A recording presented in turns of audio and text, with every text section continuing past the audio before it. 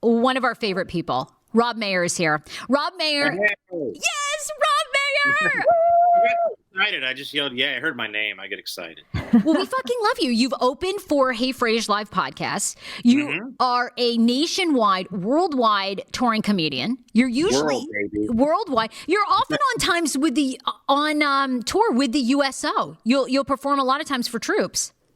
Yeah, I actually was talking to this base in South Korea, and then the whole coronavirus hit. So they stopped booking anything. AJ and I we wanted to ask you this, and we were talking about this anyway. So you are a working comedian. Like, you are one of the amazing. Well, not now. Yes. Yeah. Okay. Well, you were working, but you are a legit. Like, you do not have another job. Comedy full time, doing stand-up comedy is your main gig. Tell us how you and the industry. We obviously know you can't perform anywhere. How is it going? What are you hearing from comics during this time? Well, it happened so fast. I mean, when I first heard about it, I thought, okay, we're still going to have shows, but it's going to be like a third full. So it'll just, which the reality that hurts the club more than it hurts me, because generally I get paid what I get paid. And that's not that it's good that it's not a full house, but I thought, all right, it might be slower. For our murder mystery shows, Dialectic Productions, that we get paid off ticket sales. So I'm like, okay, we're going to have a much slower than usual. And then it hit me. It's like, oh no, we're going to have nothing. So, I mean, it's hard to prepare. You can't prepare. You can't, I mean, you could get sick or something or hurt yourself and miss a week or two. Right. But, or something happens with the club and they have, a flood or something crazy, but you can't really foresee, you've got 2-3 months lined up and now it's nothing. Oh my God. I mean, now were you like, there's no frame of reference. Okay. Were you at all prepared? Did you have months of, cash and salary saved up in reserve? What I had done actually, and I've been paying down for debt really well. Yes. Man, why did I shouldn't have paid so much on that credit card, because I could use that money now. We could have saved that. Yeah. Rob, I was doing the same thing. I have one major credit card left that I think has like $3,000 or $3,500. So every month I was putting like hundreds of dollars on it. I was like, oh, this is fabulous. All this shit hits. I'm like, I really could have used all that cash. Yeah, my saving grace is I do have good credit, and now they're willing to just give you, any amount of money. I have credit because I borrow a lot and then pay it on time. I'm not smart, but I still pay on time. So therefore, they like to loan me because they know that You're good for it. Now, wait, exactly. AJ, the last time I think I saw you and Rob, all of us together, you were performing in Rob's show up at Magooby's, and it was a Saved by the Bell theme show, right? A 90s theme, yeah, but that was Saved by the Bell was one of the parodies. AJ, what was Rob like to work with? Fantastic. He's a great boss and overseer of the project. I find it surprising that Sarah remembers, considering she ordered chicken fingers and then left before the show.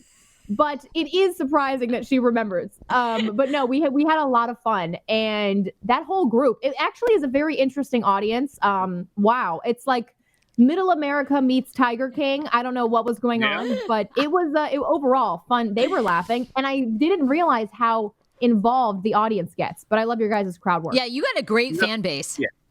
The audience is like one of the characters on the show, basically.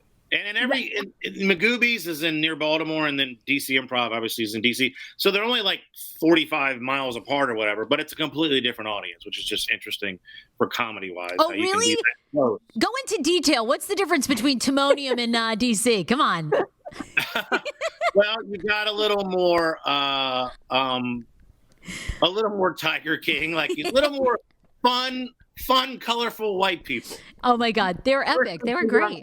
But you can make fun of, like in Timonium, you're making fun of you live in a trailer park, and then in DC, you're making fun of, oh, your dad owns a sailboat, So you can still make fun of, you're the douchey, 30-something young professional who's doing CrossFit every day, and then you're the guy that lives in his truck.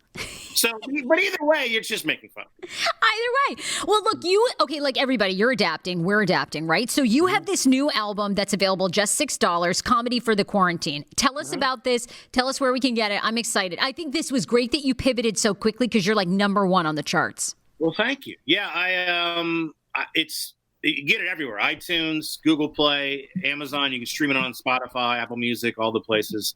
But I've been working on a new album. I have this lapel mic that I bought that it hooks and I plug it into my phone. There's a thing. So I've been recording. There we go. Okay. All my shows. So I have really good audio of all these sets because I've been gearing up for this album, Unromantic Comedy, that I'm working on.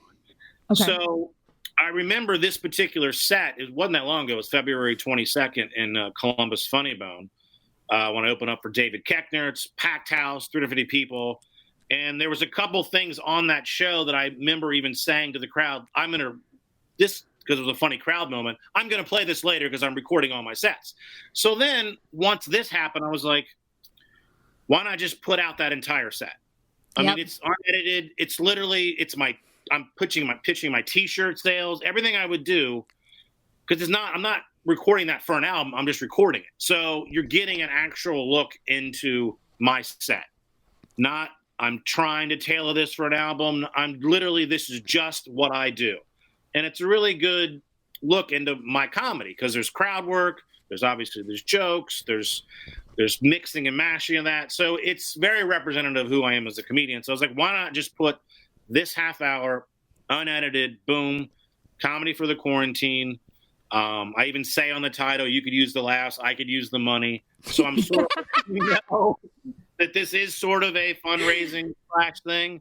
Yeah. But it's sitting there. Why not use it? So that was my idea. We got the #1 on iTunes. We were in the top 10, the top 5 most of the week, the top 10 pretty much all last week. And now this week it starts over, so we got to get our second wave here. So thank you.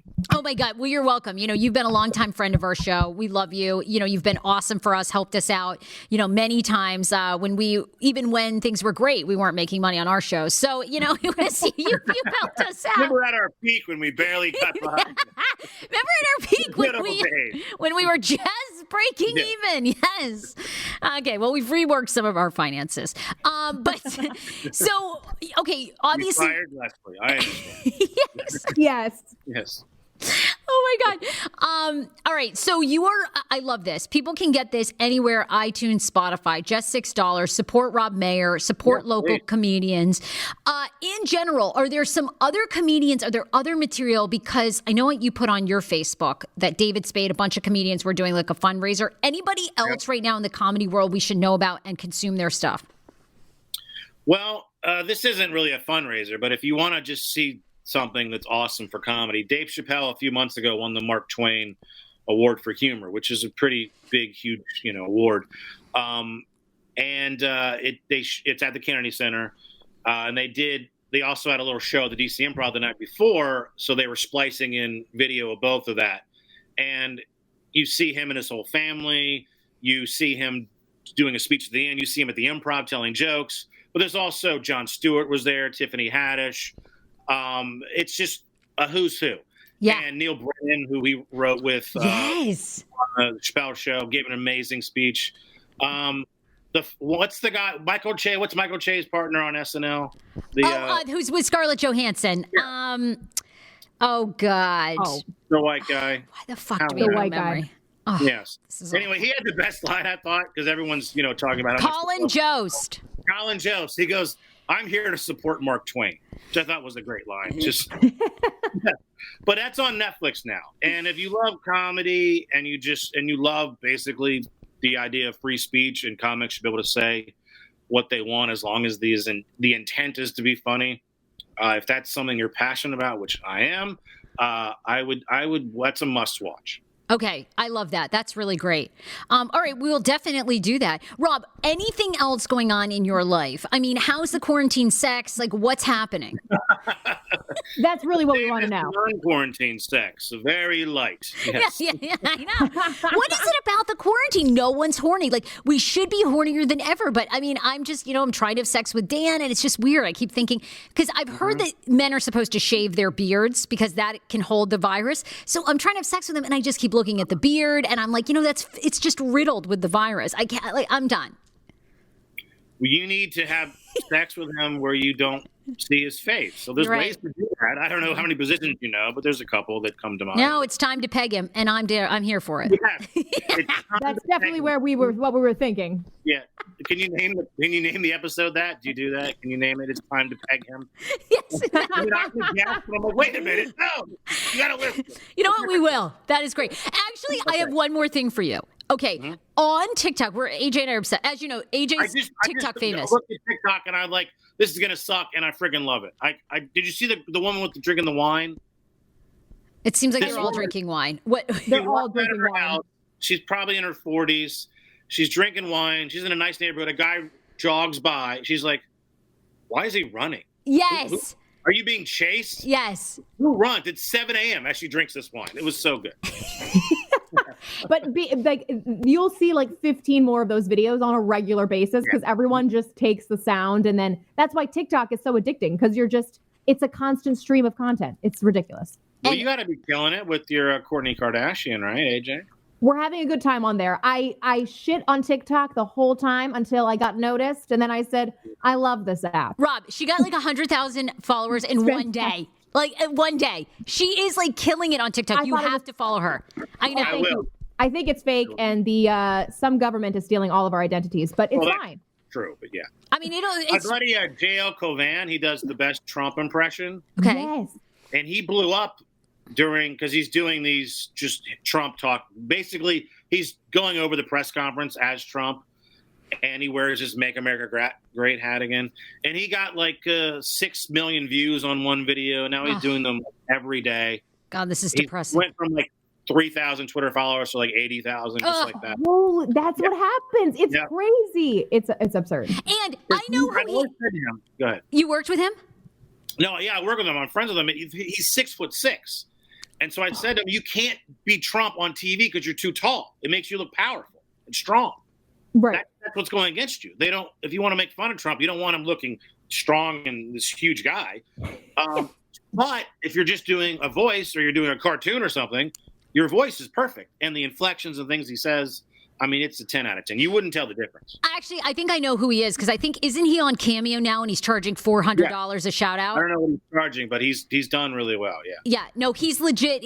I think because I remember seeing him a while ago and I think he was on there for 99 cents and then now it's 400. I'm like, dude, something happened here because you've big jump. Yeah, you've raised your rates.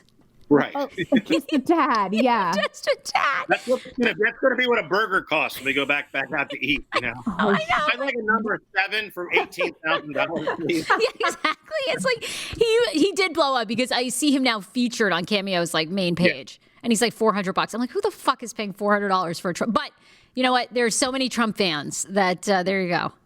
But no, you shouldn't because people actually need money. Like you could $400 is going to go to something better than hearing my buddy do a Trump impression. You can just listen to Trump if you want to hear Trump's voice. Okay, for free. He's on constantly. You know what? You could buy comedy for the quarantine. How many times does 6 go into 400? A million. I don't know. There we go. You can buy comedy for the quarantine a million times. That's where you need to spend your money. Yes. Please do. Rob, you're so good on this. Like we've already talked to you for like 20 minutes. We could talk to you for 2 hours. We might have to. I think I want you to come back because one of the things that is going big on TikTok is it's a voiceover and you sit with your significant other, right? And somebody asks questions like, "Who's the one that apologizes first?" And you have to point, right? Who's the one? So I think I want you. I think I'm going to write a script with you of questions for Dan and me, and then we'll do it. Because you were so good at the newlywed game for us at our live show. So that was a good time. I would love to do that. I want to do the Q&A of questions of what you want to know about Schman and me. People want to know. You're America's couple. I'm going to steal that, actually. That is fucking great. This pegging information. You know what? Changes everything. Yes. We are pegging Americans one at a time. We are America's couple. That is great. Pegging for the pandemic. Pegging for the pandemic. You've got to put some questions in the questionnaire about who's most likely to peg first. Ooh, Sarah. Oh, well, completely. This is my TikTok video idea. Okay. I don't know if it makes sense. Okay. For years, I've made fun of my girlfriend for when she does the remote, when we're fast forwarding through the commercial, she has to get it perfect. And so she'll go too fast, then it goes past the show. So then she goes back, then she goes too slow. And then if she doesn't hit it perfect, by the way, the first half second, nothing happens. You can miss the first half second of it coming back. But no, she's got to go back. Then she goes back too far. And it's like, we could have literally just watched it without it. And it would have been the time. Please do that. Perfect. You should just record that rant. That is like your TikTok. That's so good. Can you just put that up? I don't have to do anything. No, we'll just splice this out there. Boom, there's your TikTok. No, I actually think it would be funny though if you did it while she was like you're narrating while she was doing it or something. Like what? Yeah. She has to respond. She has to like say things like what? Okay. All right. Now, great. Now it's a couple's now it's a fucking production. Yeah. Try to get it as authentic as possible. Like, don't let her know that you're recording, and then have her like naturally just be like, "No, it's got to be perfect." Oh, I like it. People love the authenticity. Yes. That's us. Authenticity. Authentic. The new album from Rob Maher. Authentic, bitches. All right. No, AJ, you had a good question you were going to ask Rob. Yeah, just a lot of my friends are doing, the live stream comedy shows to kind of just make the feel of being up on stage. But it's funny because they're giving back their feedback and they're saying, well, it's crickets over here at my place. So I'm not hearing anyone laugh. And they go, they feed off the laughter. So I don't know. Have you thought about doing a live stream comedy show with your friends or you're like, no, there's no laughter. What's the point? I've been asked, and I know people that have done it, and I don't begrudge you if you want to do that. But it just, to me, comedy isn't, you have to have a live audience. Yeah. You want to have a conversation. I think that's great because that's what we're doing right now. This is funny. So it would be much less funny if I was just up here just telling jokes. That would be weird, right? But us having a conversation is funny and interesting. So I don't know why we don't just do that. And the other thing is like, we should all just be talking about this. What do we think's happening? How's it going to get fixed? What do you think? Everyone has a theory. Why does it hit this place harder? Why does it hit this person harder? We could literally just having a conversation and exchanging ideas and thoughts because this has never happened in our lifetimes and in your lifetime. So why aren't we just sitting back and just talking about this? There'll be jokes that'll come from that and it'll be humor, but it is the most fascinating thing that's ever happened. It's horrible, but it's also interesting. So why don't we just talk about it? Okay, wait. Okay, but then you hit on something. What's your theory, by the way? What are the theories that you're hearing? Why is it hitting New York City, Detroit so hard, California, New Jersey? What are you hearing? Well, I think New York City, it's the perfect storm of the density. Yeah. People live together. Everyone has a roommate. You're on the subway. You're touching. You can't help. You touch the pole. Someone else touches it. It's so you have international travel. You have how many people are coming to and from China in some suburb in Ohio? Yeah, maybe one a month or something, right? Where in New York City, it's thousands and thousands a day. So there's that aspect. And just everyone's just so close to each other. New York City is unlike other big cities in this country. It's completely its own thing. Yeah, no, it is true. But what are the other thoughts that you have on other hotspots? Now you got me going, conspiracy theory. Okay. All right. Yeah, give it to us. There's one theory about that the virus hits hardest when it's 40 to 50 degrees in that zone, or it's colder than that or hotter than that. So New York falls into that. So does Detroit.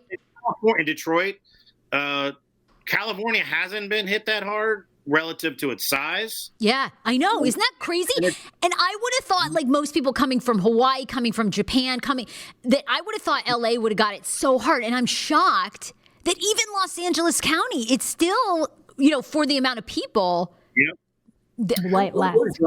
There's not the mass transit like there is in New York. People are healthier in California, so that there's also I think there's people that have had it and just thought they had a really bad flu and they got over it. Definitely. But now we're seeing like, who does it? Obviously, if you have a pre-existing condition or diabetes or you're older, it hits you harder. But I think there's some people are talking about it's in your genes who's going to get it more likely. We're all learning this in real time. So, and I'm just fascinated by the idea. This is what actually, I don't want to say it turns me on, but it gets me excited that the entire world is working on the same thing. Yeah. Smartest people in the United States, in China, in Germany, in Sweden, in Italy, we're all working on this. We're all on the same side. Yeah, it's amazing. Financially, people want to make money, but whatever. But in terms of finding a cure, we're all working on this, which I think lead to good things. What's your theory, though? Because we were just talking about this. CNN just posted a story that there is a theory that now scientists and some authorities are not discounting that this was a virus that was made in a lab in Wuhan that they were testing and experimenting with. It ends up spraying 4 or 5 individuals. They were sprayed with blood one day, which had part of this virus in it. Then they go out and they start spreading it. Do you believe that theory? Or do you believe the theory that you know, from that animal market, people, basically the bat sat on top of the armadillo, sat next to the monkey. They all kind of infected each other. All the food, all these animals were sold. People eat them, and then there it goes. I think my mom is in the former camp, because I think she had said early on that, you know, they make these viruses to then learn how to defeat them. Right. And if you create it and then it gets out, but you know, the bat story is much sexier. Is it? It's so gross. Have you seen those bats? How about that? Oh, I use that word, but I don't look. This is going to go on for years. We're going to be diagnosing this and figuring out where it went right, where it went wrong. What could we have done differently? Who is there one person or entity or country to blame, or is it just happened? Right. And we're probably never going to come to an agreement, but it kind of starts being really, really nice to us. That's the sign. You know? They are. No. Right. They're sending a ton of materials, and so are Russia. Really, really nice to you. You know that he did something wrong, and he's trying to make it right, Sarah. Do you think they have that much of a heart? I don't think so. I think the Chinese people do, but not the government. Just from a political aspect. I mean, if you need to, there's billions in trade, and you know. It's true. You're right. I mean, the money is all interlocked. So at the end of the day, China doesn't want us to fail because, you know, we default on all. They've lent us all the money. You know, we default on all that debt. What are they going to do? You know, so I mean, they don't want us to fail, even though they kind of want us to fail. You know, it's a funny. Right. Yeah. You know? No, there's a balance. I think they want to overtake us, but then they can't have us. You know, we're their number one friggin' buyer. We can't be dead. Yeah, I know, right? We consume every single thing they make. Yeah. Every iPhone case. I mean, you know, we're here for it. You're right. Yeah. Rob, this seems like this is the next special. You know, Quarantine Conspiracies with Hey Frase, Andrea Lopez, and Rob Maher. I mean, I want it all. Look, I don't. Even though I disagree with it, I love that we're throwing it out there. Really? Just one thing, and then. Well, somebody I hate says that, so now you're that person. It's like, no, you don't know any more than I do. We're all just throwing shit out there, and hopefully we'll come across the right answer. Or it's just fun, or it passes the time. I do have to say, I'm hoping the theory, I believe scientists in Maine are now experimenting. They believe that lobster blood could be an antibody for coronavirus. And as a Mainer... You crazy ass Maine is going to save the world. And I guarantee our fucking state will save everybody. Boom! Maine. AJ, we're counting on Maine. We are fucked. Okay. I was just going to say, then that means we are classified fucked. Yes. Comedian Rob Maher. High Laughing Productions, my murder mystery company. We're going to do a Pop Goes the Pandemic song parody about the quarantine pandemic situation. So look for that all over the world. Yes. Dialect Productions, Instagram, Facebook.com, all that good stuff. We freaking love you. So Comedy for the Quarantine, you can get at iTunes, Spotify, just $6. Support an awesome comedian. We love you. We will see you very soon. Love you, ladies. Mwah! Bye, Rob. Pegging! Peg! Peg! Yes, Peg!